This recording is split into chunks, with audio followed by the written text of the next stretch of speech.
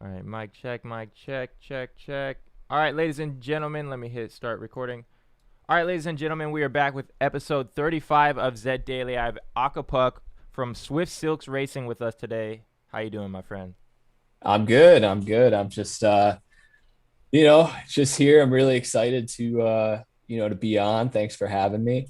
Yeah, I think you do a great job with this show every day. I know I enjoy tuning in on my lunch breaks and I'm excited to share the story of Wavelength.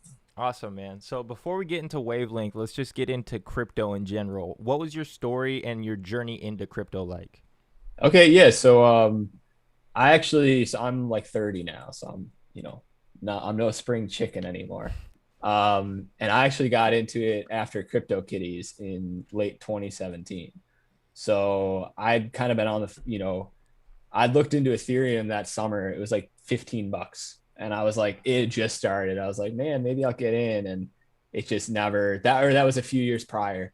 It was like right around my birthday, I remember, and I saw this article about CryptoKitties, and I was like, for whatever reason, that was like what it took to get me into crypto. I Mm-hmm. was like, man, people are just like printing money, like breeding these cats, like so that like motivated me to really get into it. And I've been like in crypto gaming ever since, I'd say. I used to be in a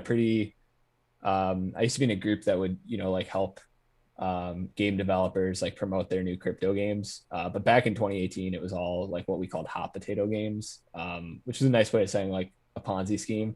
Mm. Like everything was smart coded, like the contracts were coded to have the price go up and up with every buy. But eventually the prices would get so high that nobody would buy it from you. So somebody was left holding a really expensive Mm. bag. So needless to say, crypto games have come a long way.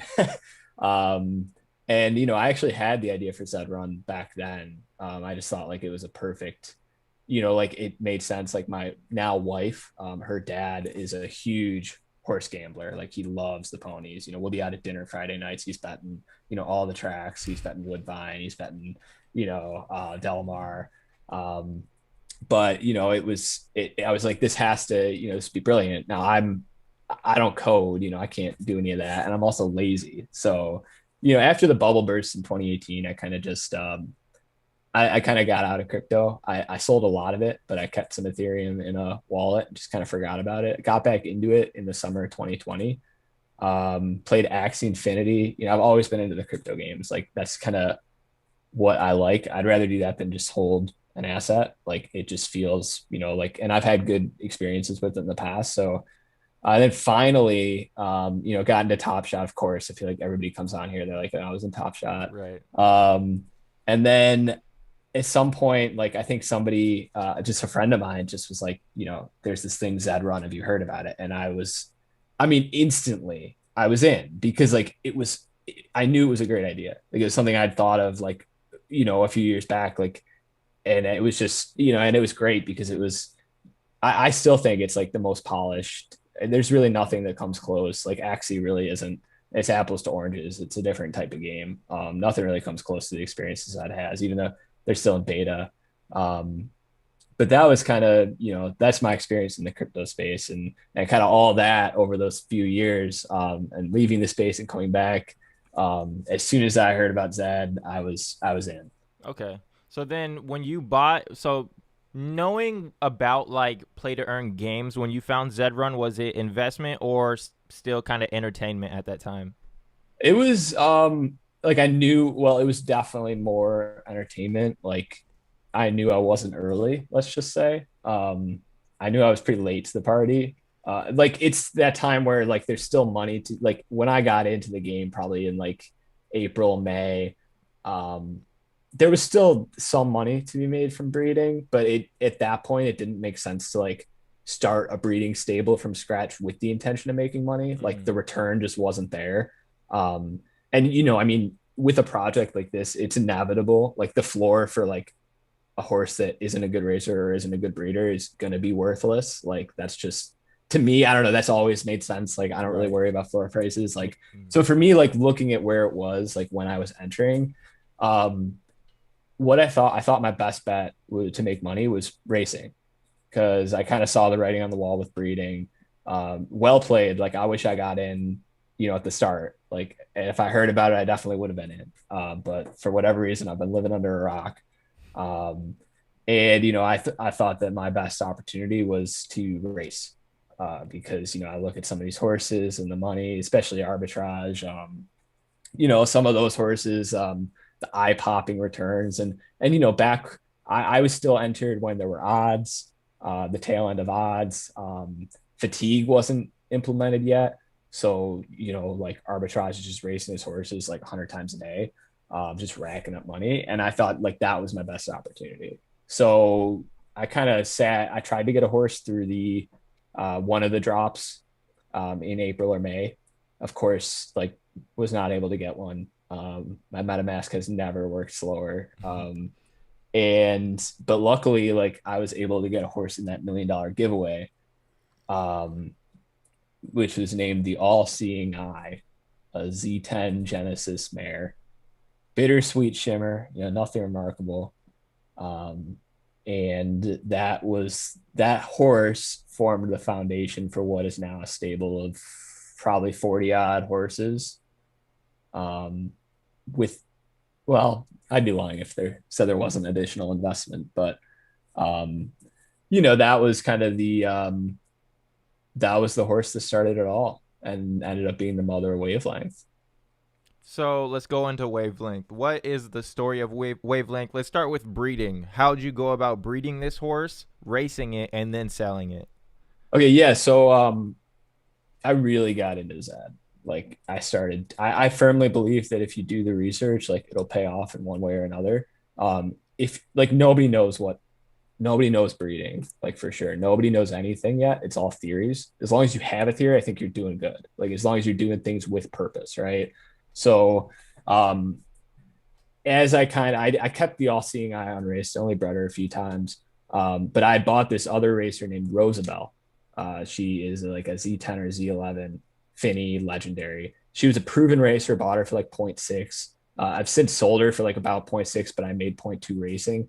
But that horse like allowed me to learn about racing, right? At the same time, I was learning about breeding. I was developing my own theories as to what made a good breeder. I was super into times. I'm still decently into times, but like not as much as I used to be. But back before I bred wavelength, I was really into times, like, a globally exceptional time on Know Your Horses. Like Mm-hmm. that was like the goal.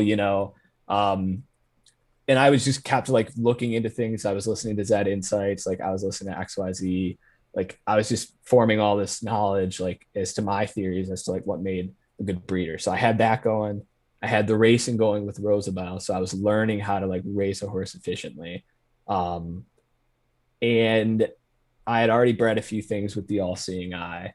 Because that was the only like female I owned for a long time. So all my breeds, I was going to the stud barn. Um, I'd bred a super coat with like my third breed, I think, of the all seeing eye. So I'd already done that. And I was like, I just want to, what I'm going to do this time is I'm going to breed for color.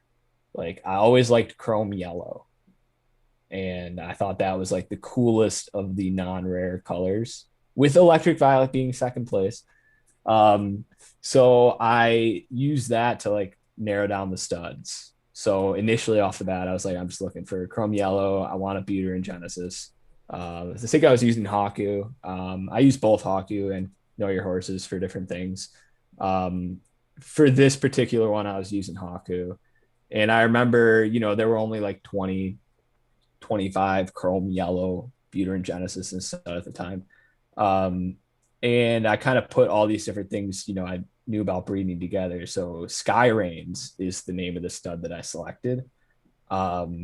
He had, probably the most important thing is that he had produced a profitable offspring. He had produced a horse named Redbeard Ventures. I think he'd made like 0.2-ish ETH in profit over his racing lifetime, and still was like a pretty young horse. When I combined that with like Skyrain's performance, like he wasn't a total donkey, right? Like I think like I would never breed a horse that has never won a race before. Like I don't know, like it just doesn't feel right to me. Um, like, and I also think you can't go wrong with just like picking a winner. Like, as long as it's not entirely distance preference, like any winning horse, at least you got a strategy. It's like, of course it's natural to like breed with a winner and expect, a winning offspring. But with Sky Reigns wasn't a total donkey. Times wise, variance was pretty low, which I liked. I still think that low time variance could be an indicator of something. Um, I've since this is something it's interesting in hindsight. Like one thing I noticed, like I had evaluated a lot of like bred horses, right? Like Steph Curry main event, to see like if I could find like a pattern with the parents. And like one thing that I noticed, and again, like this is just kind of my mindset at the time. Mm-hmm. Not saying I believe this now. I kind of do to a degree, but I noticed that the parents that were raced of these like monster bred horses, they had a lot more first place finishes than last place finishes. I still think that's really important. In fact, in the Zed breeding guide, it says on the website that an indicator of baseability is horses that have less bad days on the track. And I don't think it's that far of a stretch to say less bad days means less last place finishes. If you look at like, I think the prototypical placement shape is that Nakamoto L, like all first, like no last. So to me, that like epitomizes like what you look for, like in terms of like a sign of baseability. Um, and with Skyrain's, like, he had, I think it was like only one or two more, but it was like, he had more first than last. I was just like it was like between him and another stud at that point. Um, and, all that together, like, so yeah, like, was it luck? Absolutely. But like, I had a purpose, so that's what feels so good about it is like, I know it was 99% luck, but, like I had a reason for picking that stud. You put some Um, thought into it. Exactly, and it kind of all it's just crazy how it all came together because like I was learning about racing with Rosabelle because that's important. Is like, I had a horse, I invested in a racer that I identified would make me a little bit of money. It wasn't gonna be a monster, but make me money. And I think that's a great step for stables to do if they can afford to do it. Is like some people say buy like a break even racer, like just buy something that like, spend a little more money if you can on something that is proven to be profitable. And that's the best way to learn, because you're not going to learn much by racing. I don't know. Like, I just think there's so much more you can learn if you have a racer that you feel confident in, like throwing in there. Um, so all this kind of came together, like my racing, like finally like getting more comfortable racing, like learning all this stuff about breeding and like implementing my own theories. And I got wavelength. So, and it's electric violet. And I was like, whoa, that's crazy. Cause like it was such a low probability on the step stables calculator. How much did it cost to breed, and then how did you pick the name Wavelength? Yeah. Okay. So it was like it was minimum at the time. It's like 0.036 or whatever minimum was before they just changed it for a Butte Genesis. For the names, like I take a lot of time on my names because for exactly the reason of wavelength. So with wavelength, and I actually I work in advertising as a writer. So like I'm used to like naming, like I love naming stuff. It's always like a fun project when it comes through. So with wavelength, I just looked at like electric, it's electric violet, electric, like what words are electricity, or like, what is like waves are kind of like related to electricity. It probably got there from like electromagnetic wave. And then it's just like Googling word, like synonyms and stuff and word association, and also like checking, I know your horses or Haku, just typing in the names to see if they're taken. So that's how I name all my horses. And with wavelength, yeah, I mean, I was lucky. I loved the name. I thought it was, a good. It was a quality name. It was like one of those where as soon as I thought of it and I saw it was available, I just took it. Um, yeah, so it was, like $140 at the time, and named him wavelength, and it was a Z18, so male, female, like I don't care. Like I'm racing it no matter what. I don't really care about breeding it. Um, so I throw him in a Griffey, and I've never had at this point. Like I was just starting to learn about synthetic U-shape horses. Like I just like the first horse I had, Rosabelle, that racer, she was a U-shape, like a variance U. Um, so I just never like I had just seen Avison too, like a few days before I bred wavelength. I looked at Avison, I was like, wow, what a crazy horse. Because I'm still like relatively new to the game at this point. I think a lot of people still don't realize there's a differences in what forms a U.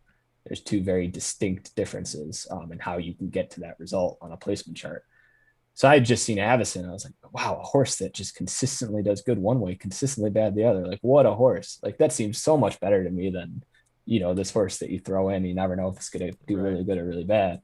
Um, so I threw wavelength in a 1600 meter Griffey, which again, like nowadays, like if I had a Z18 legendary, I'm only going to be hitting like 1,000 or like 2,400. Because like 1,600, like I don't know, like unless you have crazy amounts of variance with the Z18, like I feel like you're not really gonna pull flames. I just don't think 1,600 is like a very useful distance. And with wavelength too, like if I wavelength came in sixth, no flames. So that's my Griffey, right? So wavelength six, no flames, and 1,600 meter. I don't know anything about spike courses, and like who would think? I mean, there's no odds at this point. So like you just assume like you probably not a good horse, right? Um, but then as I kind of I moved wavelength around, I think the next race I ran was like a 2,000 meter. Wow, wavelength has so many races now. I'm like trying to like go back to the history to like refresh my memory. um yeah, I think it was like a 2,000 meter, and wavelength did like okay, like wavelength flamed. And I think wavelength came in first place actually, yeah. Mm. So wavelength came in first in like a $5 or 250 class 5. So I'm thinking, okay, 2,000, that's good. So what am I going to do? I just flamed and won. So of course I'm going to enter 2,000 again. Moved up to class 4, came in sixth, but flamed again. So I just was like, okay, well let's just keep going further away from 1,600 this way. So racked up 3 first place in a row, Damn. 24, 22, 22. And the buy-ins at the time, because remember this was back when before they like limited the stakes for the classes. So like looking back, it was a $5, it was a $15 and a $25 back to back to back first. And the times, because I'm still, like I said, like I don't think times are meaningless. um I think times have a like it may not be mean times, it may not be min max, but there's something at times. My new theory is like a gap theory, like the amount of time between first place and second place, or 11th and 12th place. um but back then, discovering wavelength, and I see wavelength put up 130, 130, 130, 130 point whatever, but on a global, for 2,200, like the average is like 132.2, the Mm. global average speed. So, at this point, I'm like, well, this is really good. Like the times are great. And then the next race, I think it came in like fourth and it put up another 130. And the next race, it came in first with like a 129.8, which beat the field by well over a second. And at this point, like I've been moving this horse up and up. Right around then is when I listed the horse. because I didn't really know what I like. I knew I had, like a promising horse, but I put it up for 0.75, put Wavelength on the market for 0.75. And then I think I bumped him up to one after one of the races, but I don't know. I was like scared to race him further. He looked so good, but I didn't want it to all be, false hope. And I remember that Unethical Racing was the first stable that reached out to me, the first racing stable. Um, and he wanted Wavelength for 0.33. So he had it, like, to be fair, like Wavelength was still pretty improved. He did flame and win a $25 race at this point. So, not super. And like looking back, one of the $5 races that Wavelength ran early on, he outflamed a really good horse. Like in hindsight, that would have been a pretty good indication. Um, but there was a chance, and somebody, it was up for one. Like Wavelength could have been yours for one Ethereum. After that, though, like after I realized like nobody was going to give me fair value for this horse, like, and I think this is a mistake a lot of stable owners make, is like they want a ridiculous price for their horse that's only won in like free races or like $2.50 races. It's like the only way you can get what you're asking for is to race the horse more. Throw it in a $5, $10, see if it flames at least. Like that's the only way you're going to get like close to that value, because nobody's going to pay a crazy amount. So like when I realized that with Wavelength, I was like, I'm just going to race with. I mean, it was like 0.03, the breeding cost. Like I'm just going to hold on to this guy, like see. And Dan Shan, I remember I had posted in the Zed Run general chat in Discord, and Dan Shan told me like keep testing that horse, like, keep pushing it, like keep going up in class and keep going up in stakes, like until until it fails, really. That's what I did, and I'm so glad I took that advice. And it didn't take long until I think I was in class 3, and I'm seeing like Princess of Power, and finally I worked up the balls to like enter Wavelength against Princess of Power, and Wavelength won the first go Nice. around. Hey. So I'm just thinking, but the time it really clicked for me, the time it really clicked was I made it to class 2. I was in a $50 race against LBJ. We both flamed. I'm sitting on the couch with my wife, and I'm watching the race. I'm going, holy shit, because Wavelength won that one too. First $50 race, Wavelength won. And at that point, like, if your horse is beating Princess of Power and LBJ's first go around, it can't be like it's like clearly an inferior horse. Like that can't be the case. Like fail to believe that. So, and sure enough, like, I mean, it was just crazy. I mean, the whole time, like, flaming pretty much everywhere. Like, and what was cool too is I think a lot of people, there's so much like I've learned now that I never would have known. I'm sure you could say the same about diamonds. Like, you don't really understand things until you have a horse that is like a caliber that is like above, you're entering like $25 races and not batting an eye, like not really looking at fields that much. Like, there's a lot you don't really, people won't understand. And like one thing that I definitely like took away from the Wavelength experience is the importance of flames with distance preference. um I mean, they're gospel. Like, it's, I guess before we get into that, like I'll talk about like one of the coolest things to me about the Wavelength experience was just it gave me like a connection to some of these top stables that I never would have had. Royd Rager early on messaged me. He was interested in Wavelength. And I remember asking him, because I never had a horse like this super high distance preference before. I didn't know. I'd never raced it at 1,000 meters or 1,200 meters. So I didn't know like that I was like, maybe it won't down. Like, now, of course, in hindsight, that's foolish. But like, I asked Royd Rager straight up. Royd Rager told me he was like, I'd be surprised if it didn't down at sprints. Like he could have, like he was completely truthful. Like this community's been so great. Sorry. You're good. The top stables, I remember So that was really cool, like being able to talk to Royd Rager. Um, After one of the Princess of Power races, Arbitrage reached out. Is it Keith, right? That's his Mm-hmm. name. Yeah. So it's a K. I think it's a Keith. It's Keith or Kevin. Kevin. Is it Kevin. Kevin? Kevin. Okay, so it's Kevin. Okay. So Kevin reached out, but his name isn't like Arbitrage Racing, right? On Discord. It's just like kind of like a variation of his name, I'm pretty sure. Mm-hmm. So I don't know who this person is. Like, and I'm like, oh, thanks. Like, he was like, Wave like looking really good out there. And I was like, oh, thanks. Did you have a horse in that race? And he was like, yeah, I had Princess of Power. Like, I've got a few. I was like, holy cow, it's arbitrage. Like, Right.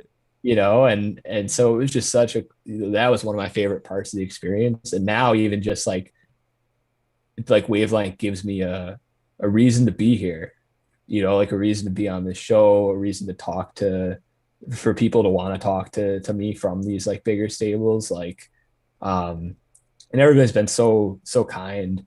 Um, arbitrage, the whole like arbitrage really made me understand the importance of flames with distance preference.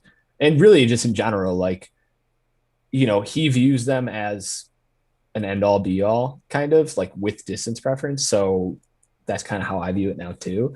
Like this new horse that I know we were talking about before this, like it didn't flame in a $5 class 4, and I'm just like devastated over it. Mm. Like it racked up 2 back-to-back firsts at $5 after that with flames, but I just like I'm already like nervous and like it didn't flame. I think it has distance preference. So, it does, it matters, especially with distance preference. And I mean, it's just, the whole time, like, because I raced Wavelength, like, if you look at the profit charts, like, I think that like having that experience with Rosabelle, and that's the reason I brought up Rosabelle, my first horse that I bought for racing, is because like there's no way I would have been able to race Wavelength as efficiently if I hadn't owned that horse, and also if I hadn't had the guidance of some of these top racing stables.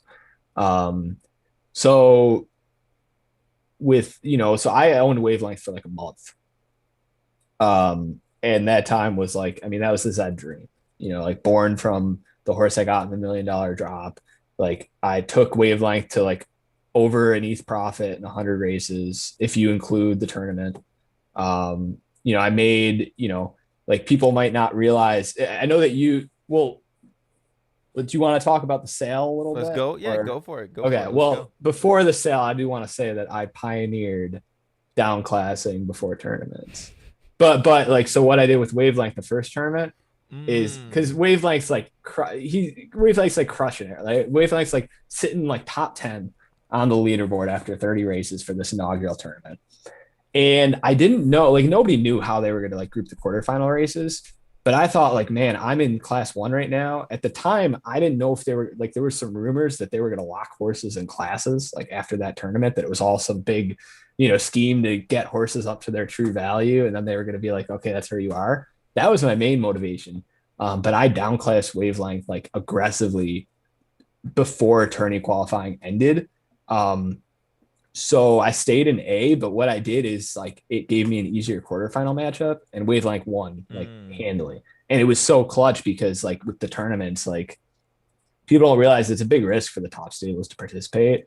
If you have a monster, like your expected ROI, especially for these new tournaments that don't pay as much as the inaugural did, like your expected ROI is less a lot of times. Like if your expected tourney performance, like to sit your horse, you're like not race them to their full potential for like 7 days, and then like still have like a kind of a toss up as to how much money you're gonna make. Right.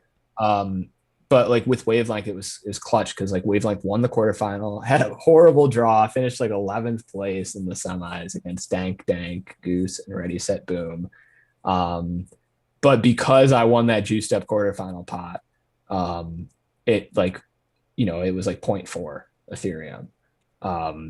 So I ended up selling Wavelength for, 100, or, after like 100 odd races, after like almost exactly a month.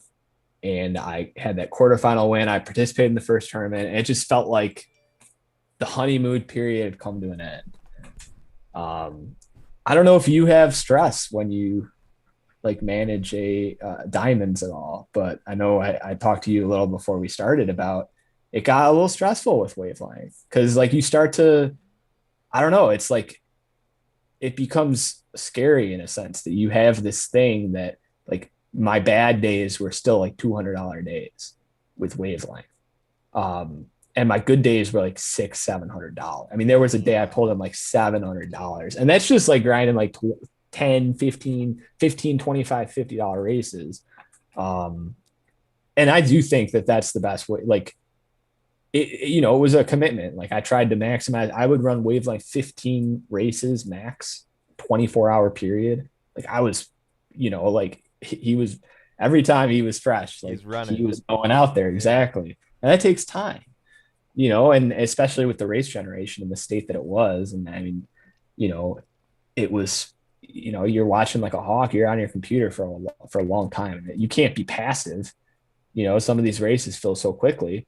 Now, luckily with the higher stakes, it's less of an issue, but it's also a balancing act because it's like if you throw wavelength I've noticed Roid Rage would do this, and like I don't know why, but like there's a $50 race that spawns, and Roid Rage will throw wavelength in right off the bat. I think that race took over 24 hours to fill. You gotta wait. And meanwhile, there's like, 15, there's 10, 15, $25 races popping off. And it's like, oh, like there's so much expected value that you're just leaving on the table. Cause then you can still enter the 25 or the $50 race. And people won't be scared off by the first entry being, they pull up the race. Oh, wavelengths. Oh, never mind. Um, but yeah, like it just got to a point with wavelength where like people are throwing out, and I remember arbitrage was like really going after wavelength because at the time arbitrage like wanted another marathon runner. I don't know why. Like, you If it's know, good, he wants it, man. If I it's know, good. like it's crazy because like at the time, he still had LBJ, like he's got Princess of Power, like it's like I want another marathon. So he was aggressively pursuing either wavelength or fairy dancer. Um, it's funny because he actually I remember him talking to me about fairy dancer and saying the owner was being really weird, like negotiating. I wonder why. Mm. Um, but he was throughout this whole period, he was like in on wavelength, like really planted that seed. It really made me think about, like I had wavelength listed for like 15 Ethereum or something ridiculous, at first. And I took him down to like 7.5, I think was like what I had it as. And I was like, like, cause if somebody wants to pay me this, like, I mean, I definitely, every horse has a price and for a legendary beater and great racer, but, I found out the hard way, zero breeding desirability in the current game state. Cause Mm. I threw wavelength into stud thinking he'd be a hot commodity at minimum price, and I had to buy horses and breed him with them to get him out of stud because that was more like I had already messed up, right? Like I needed to get him back to race, like because Yeah. I was losing money for me spending that money. I mean, the whole thing was dumb. I never should have put him into stud, but at the time it was like I need to get him back so I can make money. It made sense to like buy to like get him out of jail. um, but yeah, he was arbitrage was kind of like, hammering me about, I want to buy wavelength. And then I was kind of like I was warming more up to the idea after the inaugural tournament. Like I felt like they nerfed my horse. I don't know, like I was entering wavelength in all these fields that looked really weak and they weren't. It was just horses I hadn't heard before because all the class systems were all messed up, Mm. or all the horses were like in different places. So I see all these new horses and I'm like, oh, I'm gonna outflame them. Like they must be trash, like because with wavelength, it's like you're winning. Like I think you're placing like over 50. It was like almost 50% of your marathons you're placing, and these are like, I was not shy about putting wavelength in against pretty much any field. The only one I just shied away from if it was like Princess of Power and Fairy Dancer or like LBJ and Fairy Dancer and like another horse that had like a 90 something percent.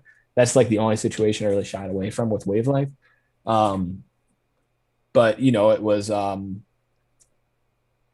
was gotten to a point where arbitrage then messages me and he's like, would you be offended by like a 4 Ethereum offer?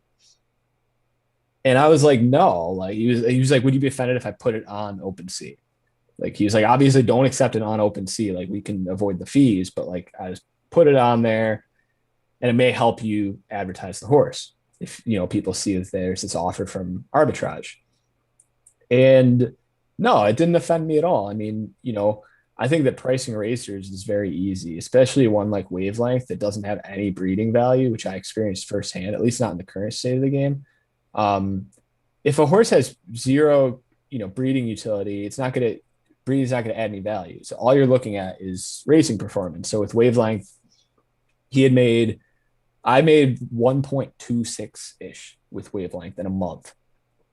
Um, but I knew that was not sustainable. The writing was on the wall. All these horses, like I had seen firsthand, the fields were a lot tougher.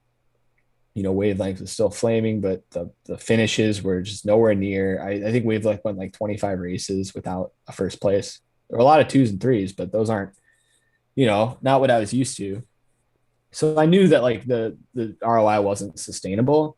I figured it was probably more like half of that, if even like going forward. Mm. Um, so at that point, it's just a simple calculation of like, as a buyer, how many months in advance do you want to be paid? And as a seller, how many months in advance are you willing to pay before you make your money back? It's as simple as that in my opinion. It's just like buying a rental property, buying any sort of asset, is payback period, right?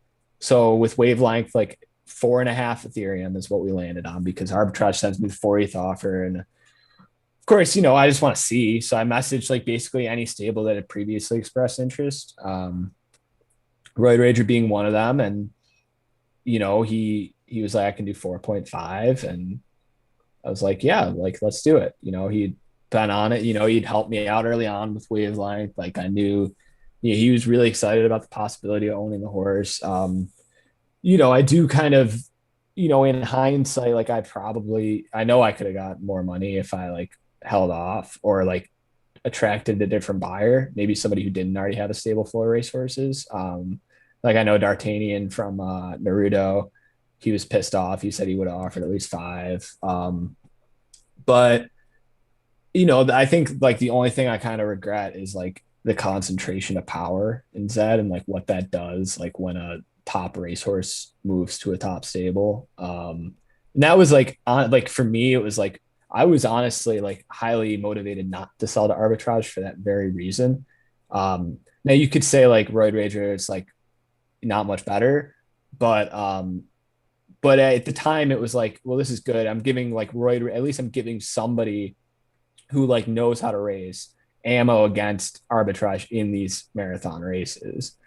Um, but yeah, I mean that's probably the only regret I have. I don't regret like the price. I feel like I got fair, turning $150 into 20 grand, making 5 grand on Exactly. top racing, like, and I got paid, I hope arbitrage like the goal would be that Royd Rager makes his money back and then some. He took risk, he paid premium up front, like, and we'll see. Like it looks like he's right now. He did get a hand pay of probably like a little over half an ETH. So he's probably sitting at like 2.3 right now on profit. So he's made like a little over Ethereum a profit on Wavelength in the maybe 2 months since I've sold. So you think that's like half an ETH a month.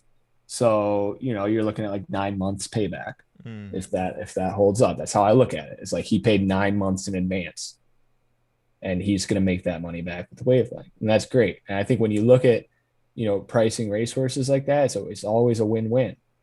If both parties are looking at it that way, how could it not be?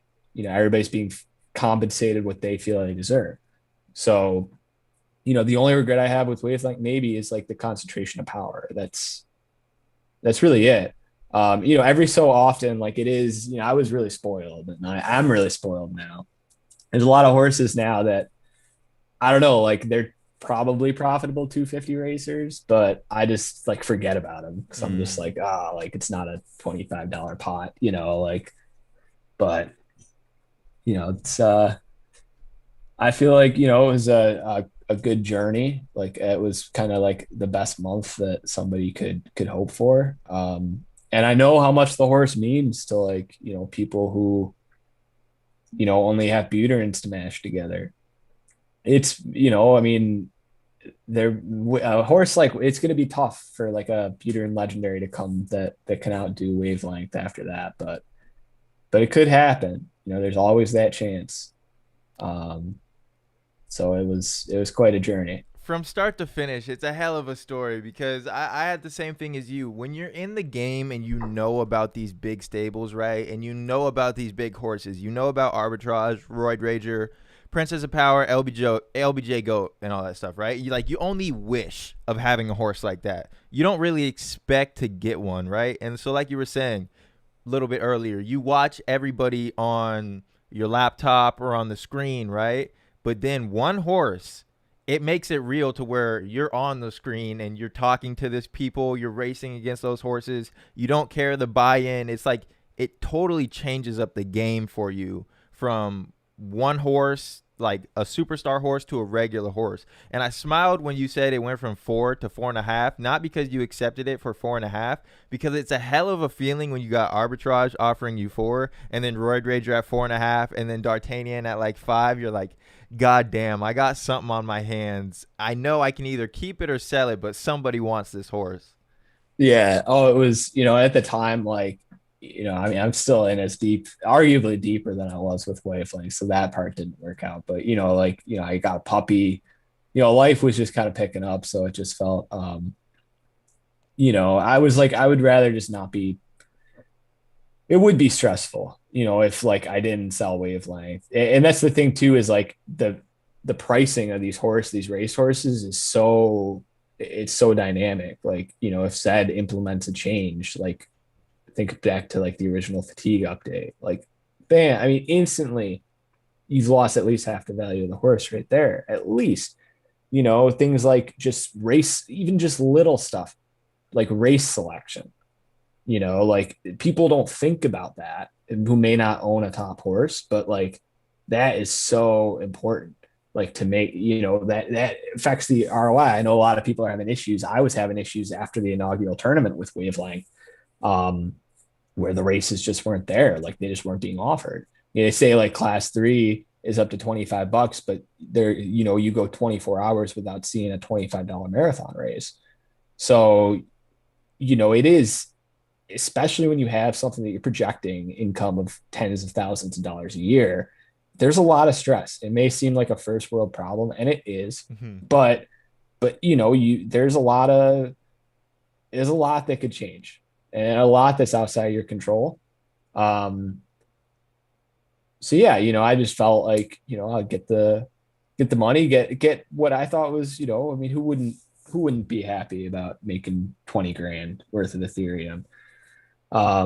And I was able to play the game like the way that I never thought I'd be able to play it, because I never wanted to, drop 10 grand on horses, but now I'm playing with house money. So yeah, I made some dumb purchases too, like, speculated, unraced Genesis Buterin for 0.3.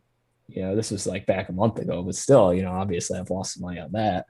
Or like, 0.5 for a Genesis Buterin that had a good Griffey. Yeah, let me just throw this Wavelength money around. Probably lost like 0.35 on that. I don't think I'd be able to get much more than 4. But it's been fun. Like I probably have, with Wavelength, it was like I had Rosabelle, I had Wavelength, I had like the mother, I had the all-seeing eye, and like a couple just random donkeys, high Z number breeds and stuff.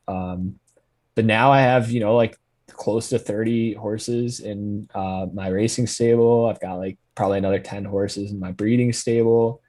I've got like, it's allowed me to kind of play the game a different way, which I love. So, it's not like I've stepped away from the game. I've just kind of refocused. I'm focused more on breeding, trying to replicate that success. Like I'm either the dumbest person in the world or the smartest, because like I'm either the guy who like won the lottery and kept playing, right? Or I'm the guy who does it again. I want to be that second guy. I'm playing with house money. Like I don't know. I already bred, I got one horse in for the maiden that is looking like it's got some distance preference, 75% show rate through 9 races. So I will see. We'll see. What was the best reaction you got when you told someone outside of Zed Run about turning $128 into what you said, 20,000? Oh yeah, they're just. I mean, I don't think people can like comprehend. I don't think I told my mom.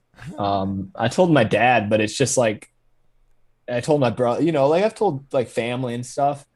Um, and it's just, they're just like, how? Like they don't really comprehend like how that's possible. I mean, they all think it's cool. I mean, my wife is pretty supportive. Her dad, I mean, her dad's a huge horse racer. So, I remember her brother was like, he was always like, he was like, when's Wavelength's next race? Like, send me a link. Um, so I don't know. It's just like, you got to be, I don't know, like people just, it's just, for some people, like they just can't even like comprehend. They're like, what do you mean? Like you're racing digital horses, you made 20 grand. Like, okay, like that's good. But I don't try to, share it. I mean, what's crazy is like the days where you make more than that. Like, I don't know how arbitrage still has a job. Like I asked him too. Apparently, throughout this whole thing, even when he was racing his horses hundreds of times a day, like when there was no fatigue, he was doing his day job. Mm-hmm. And I don't know, because like I don't know if you've ever had a day. Well, I know you've had a day with your tournament win, where or your Netflix race win, where you make more like that than like any job you could have. The only other time I had it was like in 2018. There was like a brief period of time with a different game. But I don't know. It's crazy It's when that nutty. happens. It's So it's a trip, dude. It's. I'll ask you this: Did you ever like question why Arbitrage and Roid Rager would spend money on these racehorses before you had Wavelength, and then when you have him, did you realize like, oh, I see how much money you guys can make every day. I see why you guys are buying these horses for hundreds of thousands. no, I think that I've always I don't know, like Zed, I think it may just be because I know this is such a great idea because it's something that I've thought of, and like as soon as I heard about it, I was like, yes, like it all makes sense. Like none of that stuff, like even like I brought up earlier, the floor, like eventually most horses should be worthless. If somebody wants to pay you $5, like take the $5. Like I think that is the end. It's a stage of Zed. And I've been like, well, yeah, of course. Like, what did people think? Did people think that people were just gonna be able to breed horses and make money off the Right. on race horses forever? Like, I mean, what did they think was going to happen? To me, that's just it was always as clear as day. Like, why would I complain about that? That's just it's the way that the market works. Same thing with racers. It's like because of how I view pricing horses and like evaluating horses and their profit potential. Um, no, I was always like I spent zero point 0.6 on a horse that made 0.02, but I thought, like this horse can be profitable. And I made another zero point 0.2 off that horse in like a couple months and then sold it for the same amount. That was Rosabelle. Um, no, I mean, I think you got to spend money to make money. And I know arbitrage was, I know he said, they were a lot more comfortable in the odds era. Um, so, it's a little different now in that sense, but, um, you have a pretty good idea, depending on how your horses are. I wonder if my horse actually ran. I forgot to check Quarterfinals or semis? the semis. I Oh think yeah, it already ran. Let's see semis how we already did. ran. I think so. Oh wait, no, I'm an idiot. It wasn't scheduled yet. Okay, I think we still got maybe like Okay, 15, yeah. and then Sorry, I was like, oh you're god, I don't want to good miss yours. because I got two in there too. I'm like, oh shit, I want to watch it. Yeah, sorry about You're that. good. You're good, man. But no, I think that I don't know. I think that people just need to have realistic expectations on pricing. It's like nobody's gonna buy your horse if they think they're gonna lose money on it, right? Like, and with these, I think that the top stables, like, the only thing preventing other people from doing what they're doing is capital. Like everything else is there to learn. Like there's Facts. so many resources out there.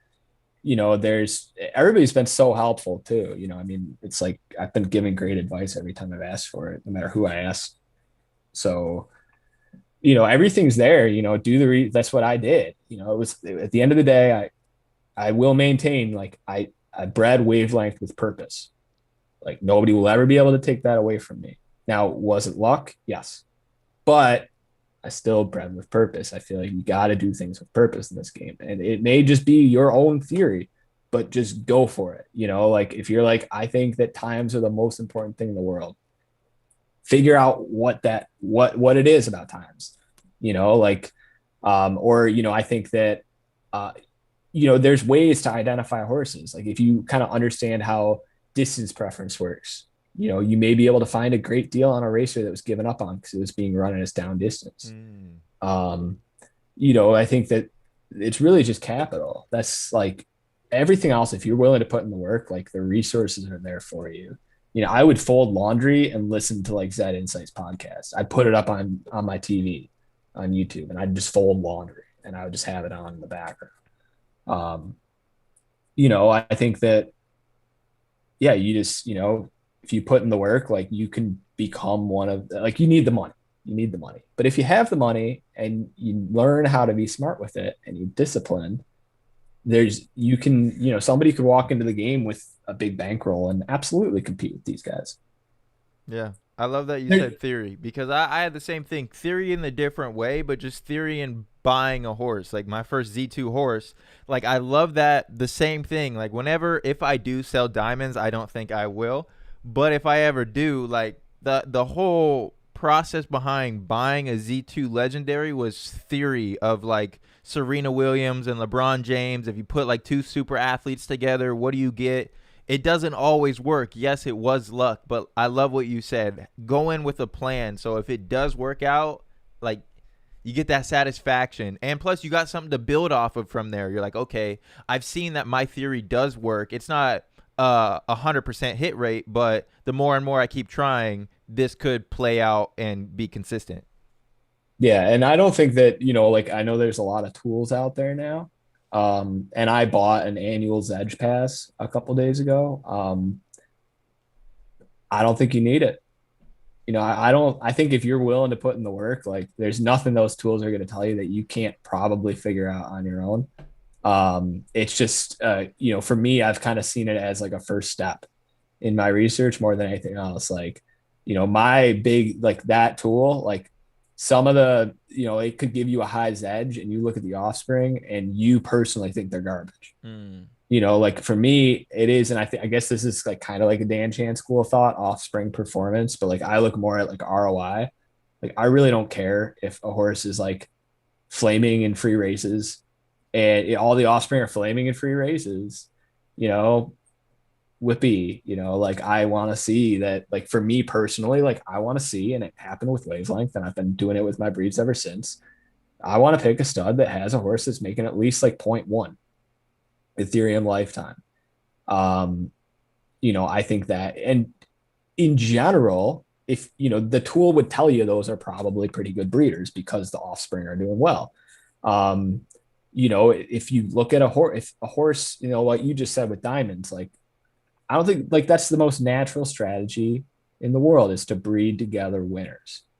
Like I don't care what any tools say. At the end of the day, nobody knows really what they're talking about. It's all theories. I mean, some people put a lot of time and research. I'm not trying to, like rain on anybody's parade or like diminish their accomplishments. I mean, I bought the tool, um, but at the end of the day, like winners, like they win. Their offspring you'd think would have a better Win. shot. I mean, that's how it works in real life too, Right. with like bloodlines and stuff and horses and just I think that there's never a bad strategy. Just have a strategy.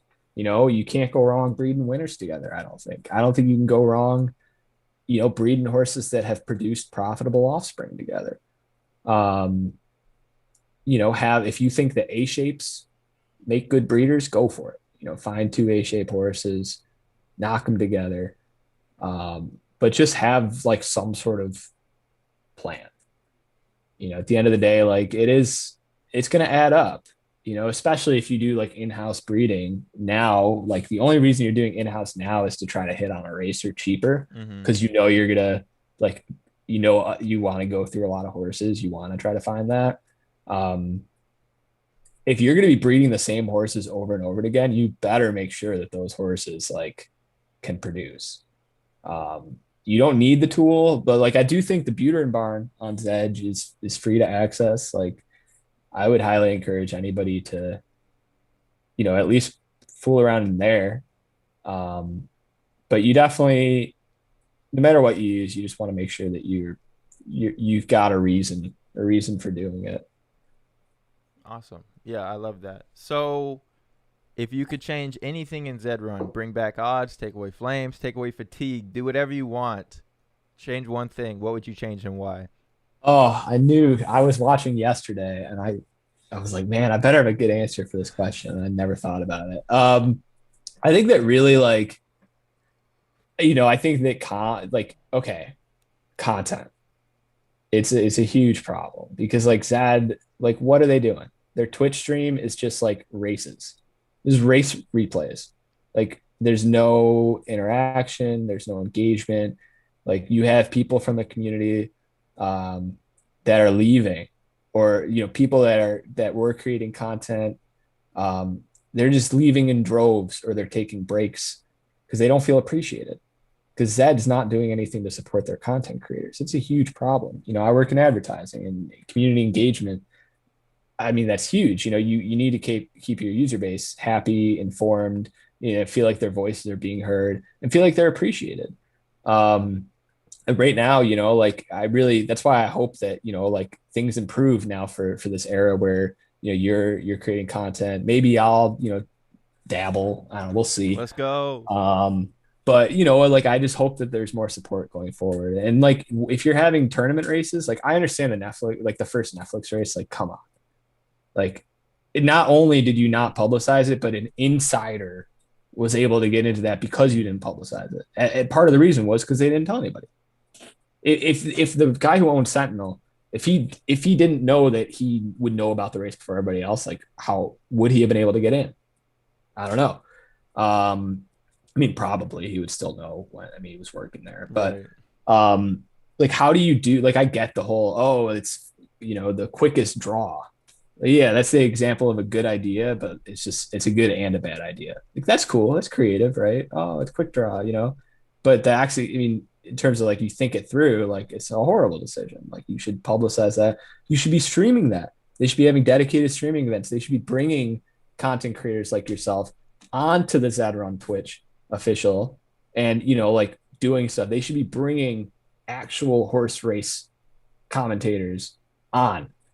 They should be doing big events like that. I saw today that they've got 800,000 races, over 800,000 races that have been done on Zed in total. It says it on the race page. Why not plan something cool for the millionth race? Why not schedule races in advance? Why not have a race that is scheduled 7 days out? And it's open to everybody. But the idea is, it's a crazy buy-in. It's another juice to pot. The top stables enter, but you make a day of it. You make an event of it. You engage the community. It's just, I don't understand. Like these are such basic things, and I understand that Zed's still in beta, but it's not hard. Like this is stuff that I just feel like they're really dropping the ball on, and it really is. Why don't we have a fund for content creators? Like why is there not any sort of I don't know. It's like they don't really acknowledge the people doing content, and then the people feel unappreciated and they leave. I've been seeing them. I know you've seen them too. Like all the people, I'm taking a break. Like I'm not going to do this. I was in my car yesterday, fired up the Zed Insights podcast, see if there was anything new. There was. It was a 7-minute episode about how he's taking a break. Like I think that they got to keep the community engaged, and they got to keep a positive. The calm about the Sentinel, like when they broke the Sentinel news, that was a great communication. Why can't every communication be like that? Why can't everything be that transparent? Why does it take you a month to respond to BG? It's like saying, oh, we're going to save it for like this blog post about like something unrelated. Like just put it out. Mm. People just want it. They want it now. Just put, it's better to be quick, than to, oh, we're going to combine this with something else. No. So, and like all of that being said, I'm incredibly bullish on Zed. I mean, if I wasn't, I would have taken my wavelength money and I would have ran instead of investing at least half of it back into Zed and back into Razors. So I'm optimistic. I think that I think that things are going to get better. In terms of content creation, they can't get much worse. In terms of them on their own, like people like you are Right. doing a great job. They need to make Thank sure you. they're supporting you guys and also doing stuff of their own. Um, because nobody's tuning into Zed, nobody's tuning into Zed's Twitch to, watch. And that's another thing we talk about advertising dollars. They need to be able to prove impressions and audience, and reach and things where they need numbers for. If somebody looks at their Twitch channel metrics and sees that they got like a dozen viewers at any given time tuning into the horse replays or the races, like why not have an event where you can get 1,000 viewers? Mm. How great would that look for advertisers, for potential partners in the future? Um, but yeah, I mean, I think that now with the partnerships and that, things are looking really bright in terms of money. Like, I think they're going to be very financially stable. Um, and as long as they can, continue to improve and listen to people and communicate with them, I think that the future of the game looks very bright. I'm with you, man. 100%. Do you got any questions for me, man? Um, did you get so you got paid out from the Sentinel thing, right? You got your money for that? Yeah, it was the day coin market cap glitched, so everybody was like a billionaire for a couple hours, and then like my account went wacky. It showed like a billion bucks or something like that, and then once they fixed it, it showed that they'd sent me the money. So I took half of it. Oh, that's crazy timing. I know it was weird, right? I was like, wait, do I really have this, or did they just send me the money? And I was like, oh, I think they just sent it to me. So I went and bought the Z6 Finney Genesis, keep it 100, saved some, paid off credit cards, all that good stuff, and ready to roll for the next one, man. Nice. What I guess I don't know. I don't really I don't really have anything. I mean, I don't know. I thought I'd have a question. It's all good. Thought if I did that and leaned back that it would pop into my head, but Dude, nothing. sometimes when someone's talking, I'll totally like forget my question when it's my turn to talk, so I'll just blurt out the most random question. So it's all good. It happens, man. Happens all the time. But where can people contact you at? And if you're gonna start making content, where can they watch you at? Yeah, so I think right now like the best thing to do would be to follow my very new Twitter account at Swift_Silks. I'm on Discord as Akapuck. I usually have Swift Silks in my nickname on most Discord servers as well. Um, I'd say follow the Twitter for now. Like I'm not sure if I'm going to create a new. I have an old Twitch account. Like I'm not sure if I would use that or what. Um, and I got a lot going on in life. I'm also lazy, so it's a big combination for procrastination. Mm. So we'll see. But yeah, I would say follow me on Twitter. I'm on most of the I'm on Know Your Horse server. I'm on XYZ. I'm on the Zedge. I'm on Zed Run general chat. I love it in there. I love being a part of the peanut gallery and Did you just say you love memeing, Zed Run complaining. General? I do because like I think that most people have good intentions. Like I think that what's great about Zed is like the passion. Like it's so much better to have passion than to not. I think the alternative, like Zed chat being a ghost town, is so much more horrifying than Mm. like people complaining too much or I think that overall, like I've definitely been in more toxic communities. I think that most people have good intentions, and I love to talk and I love to debate. So it's just I feel right at home. You know. Awesome, man. Well, sweet. I'm glad that you're in the Discord helping people out. People out. That's awesome, man. But thank you so much for your time. It was great talking to you. Nice meeting you, man. And I'm sure I'll see you on the track, or I'll see you in C1 if you get any new wavelengths, man. Yeah, we'll see. Yeah, thanks so much for having me. I really appreciate it. Really enjoyed my time, and keep doing a great job with these streams here. Thank you, sir. Have a good one. Thanks, you too.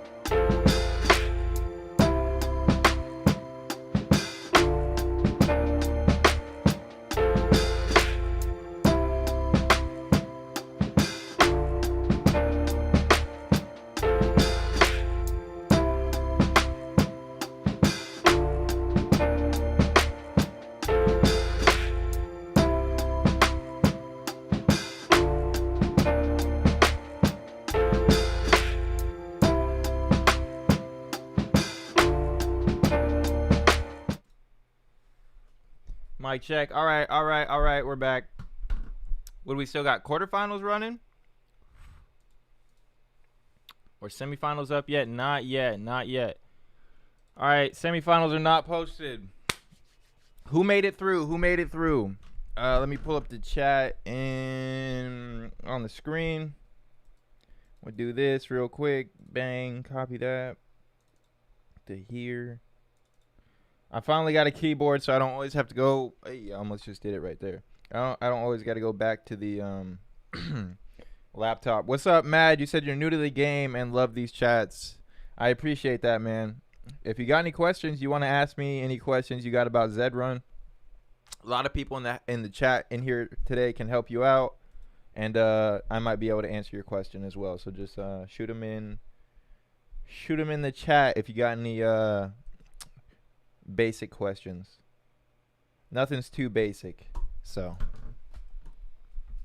we'll watch some races until these next few ones hop off.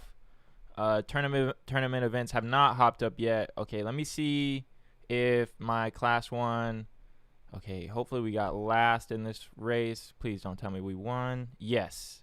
Yeah, did we get 10th? 11th. Okay. So this is my plan. This is my plan going into the quarterfinals or the semifinals today. All right. Not me, good sir. I am one and done. That is no fun, Andy Mack. I'm sorry, my friend. The boy Diamonds. All right. So last night, this is my plan for today. So I tried to move up into bracket A yesterday. I was sitting in bracket B. I was like right at the cut line. And I tried to move up with a 1,600 meter race and I lost. So I went to bracket B. I was like, fuck it. All right. I'll stay in bracket B. But what I'm trying to do is get my 10th places out because he's a U-shape, right? Like, I'm trying to get these 10, 11, 12s out before I go to my race. So I got a 10th and a 1,000 meter. I was like, all right, cool. I'm going to sit and then I'm going to go for my 1,800 meter race. So I got 10th, and then we go for the 1,800 meter race right here, and I get second, right? This was a stacked race in a class. This is tournament B, guys.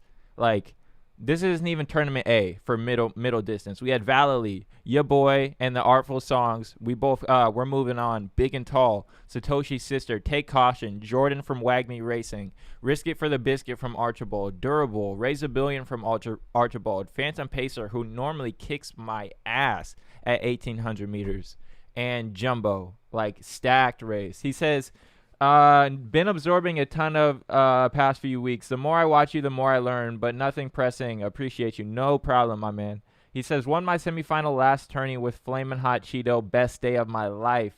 Let's go. I also won my bracket A race today. Bracket A. Hey, bro, you got paid like what? $600? Something like that? That's a nice payout right there. So that's what I'm doing. We got 11th place. So we placed in this one, right? So I'm going back. I went back to another 1,000 meter. We got 11th. I was like, all right, we're good. Because it's for me or for with Diamonds, it's hard to keep him streaky past like 4 or like 3 wins, right? So I just try and go first, last. I'll try and get my first at 18 and my last at 1,000. So it's working out right here. We'll see how we can do today. We only got to do it 2 more times. If we make it in the semifinals, he says, let's go. Rooting for him in the semis. I appreciate that, Dallas. He says, yes, that was the biggest. That's awesome, man. That's awesome. So, yep. 2 more to go. We only have semifinals and finals today because there's no grand finals. So we got the 11th place. Hopefully we can run it back in another 1,800 meter race and place. Oh man, this shit is nerve-wracking. I tell you. All right. We'll go back and watch. Let's see if any of them. Nope, nothing is up yet. Let's go to results. My racehorses. Let's watch. Who was it? In Due Time. Yep, In Due Time moved on as well. Bracket B in the sprinters category.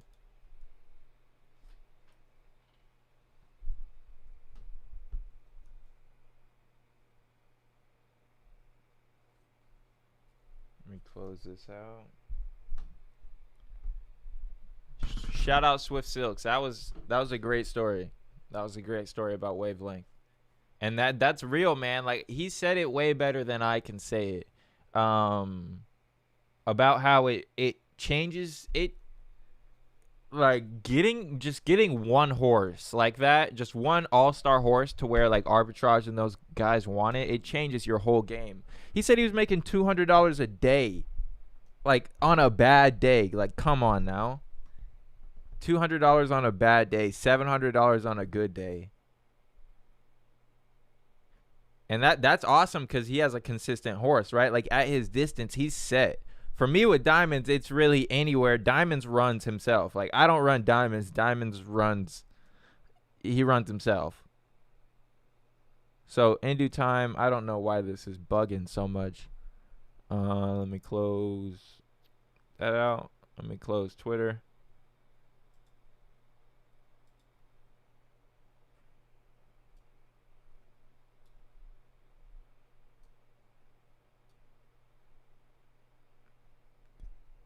So in due time gets third place in this race. We're moving on.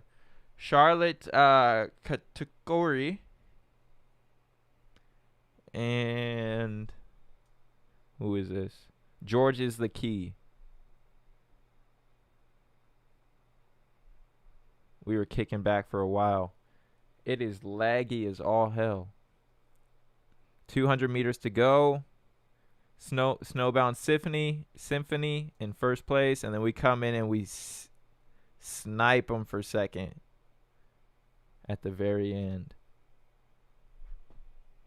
He said, I flamed in my 1800 meter quarterfinal today, came fourth. Ouch. Can you run a deep dive on my horse Pink Dust? I can't figure him out, and he has a ton of races. What distance would you suggest? Yeah, I got you. You said your horse's name was... God damn it, I'm out of coffee. I didn't mean to pull that up. Pink Dust. All right.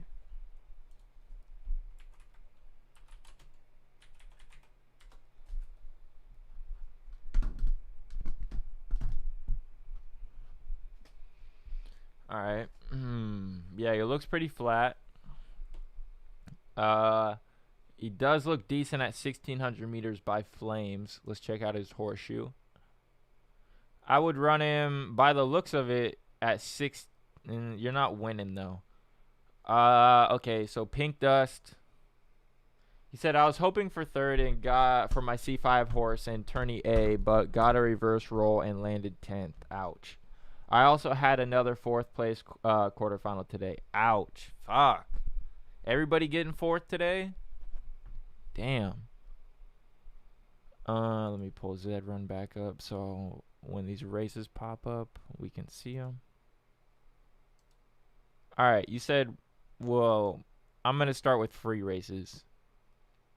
I'm going to start with free races just because I want to see how he does, like how he would do for tournaments.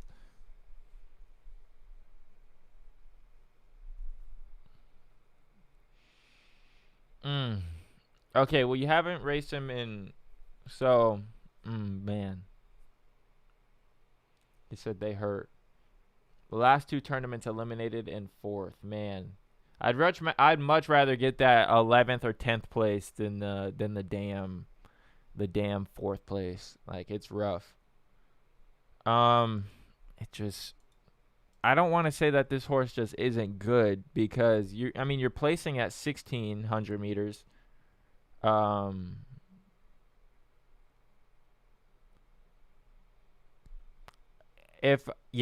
go for like the Fibonacci Cup.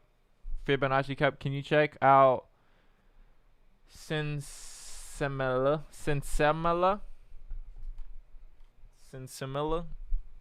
Yeah, I got you.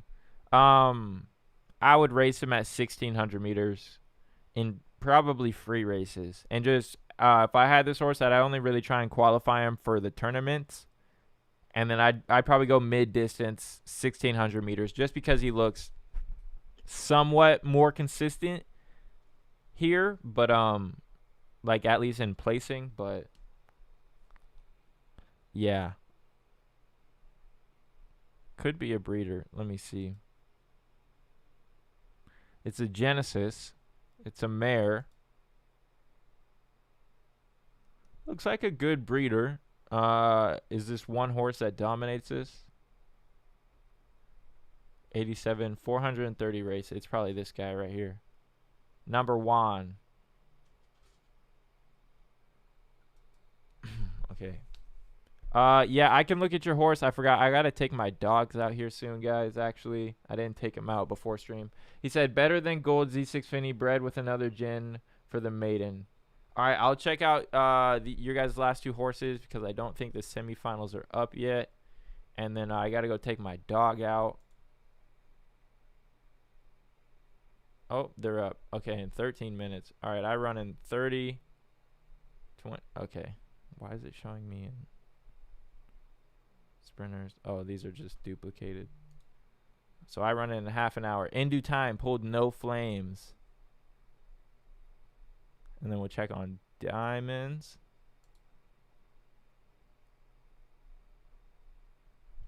Our first race was the hardest one. Getting qualified was the hardest. Now it's like, who are these guys? All we're really banking on is a good roll here. I really hope we get a good roll. But our first race to get in here was way harder. I would have rather seen the race with Jumbo and all of them in the finals. He says, yeah, 3rd or 10th was at least predictable, annoying, but what can you do, right? What do you like to do when a horse is flaming across 5 or 6 distances? When it's flaming across 5 or 6, I go, if it's flaming across 5 or, which is like diamonds, I guess I would just test 1600 meters a lot in paids. Just go up against the best of the best at 1600 meters because it's going to tell you if you're flaming against like the best of the best at 1600 meters, you probably have high base ability. And if you're flaming out of your distance as well, you probably have high base ability and high variance. I would raise Pink Dust at 1600 meters though. And then Rico wanted me to check on Similla.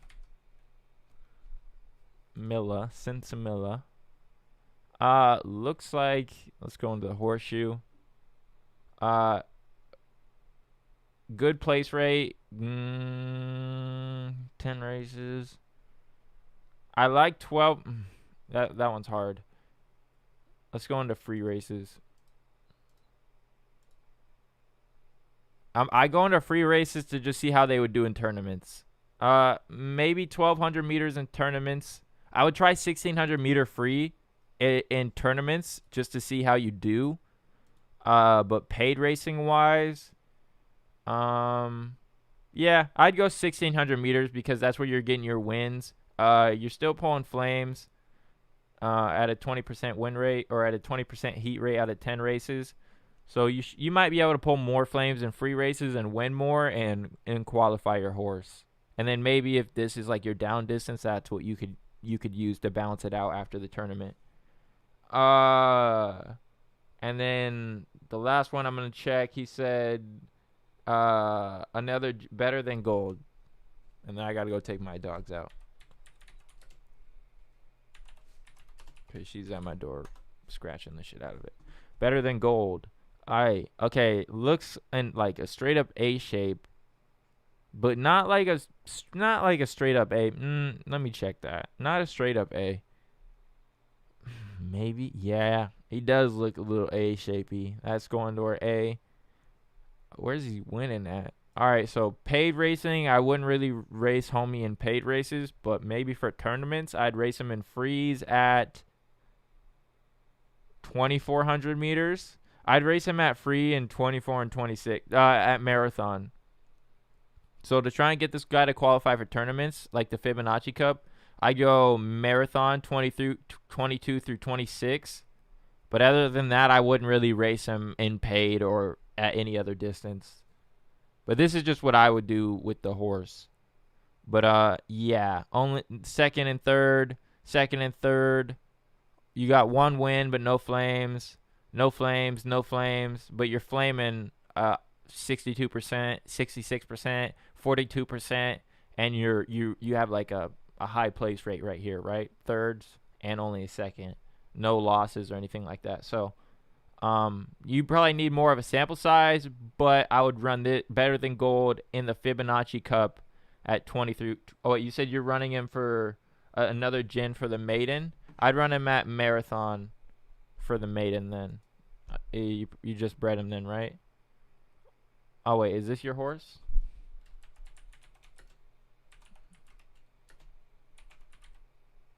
Yeah, better than gold. Breed or dump. Aaron McKinley says breed or dump. Would you breed it? It is a mare. It's got high 1600 meter percent flame rate, so that's okay. Let me look at the Zeds tool.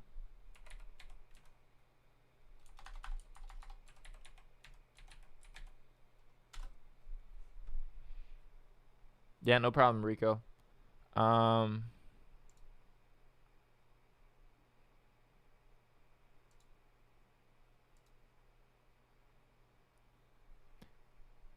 on.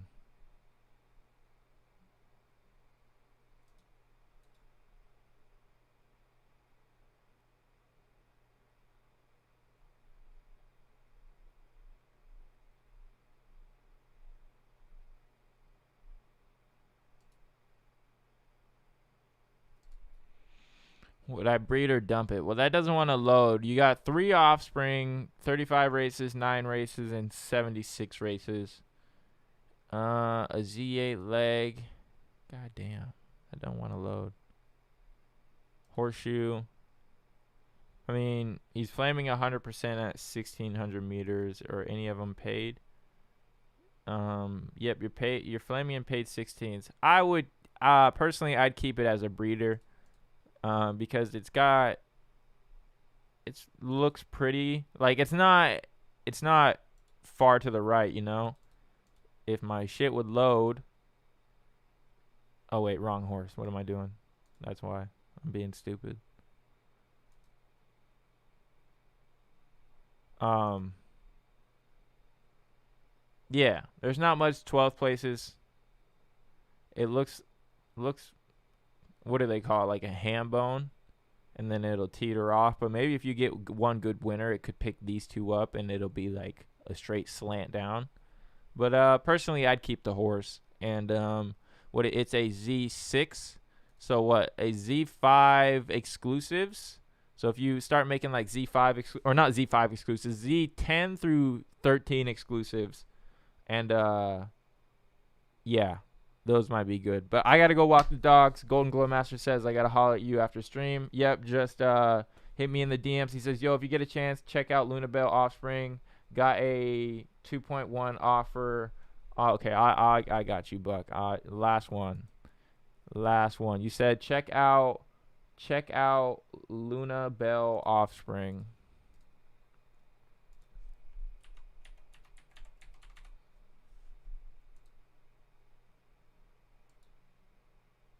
Damn. Okay, Buck. Damn. 100% at 16, 100% at 18, straight wins. Yep. And you're making the Z13s like we were talking about. Yo. That's crazy. Good shit. 6. Yeah, you're killing it right now. And you're doing paids too. You're not flaming in the paids, but you're not really flaming at 24, it looks like. You flame at 24 and freeze. 26, no flames. Keep it. Yeah, if you keep it up with the freeze, I think you'll keep killing it. Yeah, that looks like a fucking hell of a breeder, man. That's something I'd hold on to. All right, guys, I'm out. Good shit, Buck. That looks like a fucking great horse. Yeah, you're probably gonna be printing with that thing. But I'll catch you guys later. I might hop back on later, do the semifinals. We'll see. I don't know. I'll be on tonight with Glue Racing and Crazy Cat at like 4 p.m. Eastern, 2 p.m. Eastern, something like that. I'll tweet out about it on my Twitter. But thanks for everybody who tuned in. I'll catch you guys tonight on Glue Racing stream, and you guys have a great day. Peace.